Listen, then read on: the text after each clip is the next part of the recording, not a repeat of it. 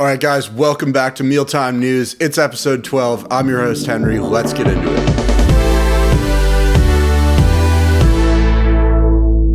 Two Stanford professors argue that we're in crisis with respect to free speech at colleges. They say in an op-ed in the New York Times that we're already seeing new restrictions on free speech coming from both the right and the left. So let's look at arguments from both sides. So for those who say that restrictions on free speech are a problem, they say that it eliminates discussion of some topics that are really important to discuss, whether those topics be from the right or the left. Those who think the restrictions aren't a problem respond to that saying, well, there are some ideas that are so bad that we shouldn't even discuss them, like Nazism or racism, which I think most people would agree on. The other side would say we now consider a lot of things problematic that we didn't used to, so we're going to exclude a lot of discussions that are worthwhile to have. To which proponents of restrictions on free speech may say, well, that's a good thing, that we now have a better understanding of the problematic undertones of certain discussions that we used to think were okay, and now to restrict those is the right thing to do. I just present the arguments from both sides. Which side do you guys think is right? By the way, Stanford's solution was, since 2021, that they were just going to create this class that all of the first years had to take, so they would have a common ground on which to have these arguments and would have better mutual understanding.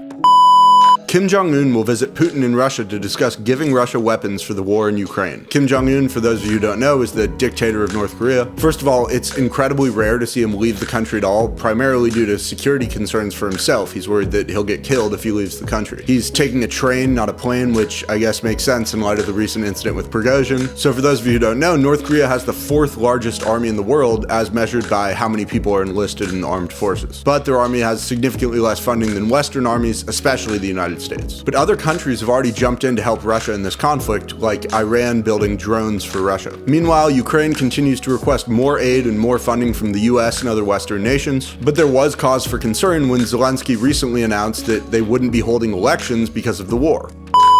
Is the US empire in decline? Well, for those who say it is, they argue that the West's share of economic output, measured by gross domestic product, has fallen from 4/5 to 3/5 over the last 2 decades. They argue that our society is getting more fractured by the day, that educational attainment in schools is dropping by the year, that our military continues to lower the standards for each new incoming class of recruits, and that we have increasingly top-down control from the federal government over states which, in reality, are very culturally distinct from one another. But not everyone believes that we're in decline. Those who say we aren't point out that the US still has by far the best military in the history of the world, that we're still far ahead of every other country in terms of economic output, and that many other countries deal with the same problems we do, but worse, like the aging population crisis in Japan and much of Europe, especially Italy, or the economic crisis in China with the housing market bubble. And they say that many countries have similarly high debt, and that the US isn't alone in that. They say that the rule of law is exceptionally strong in the US, even if it may not seem like it, and that motivates businesses to invest in the US because it's a safer place to do business.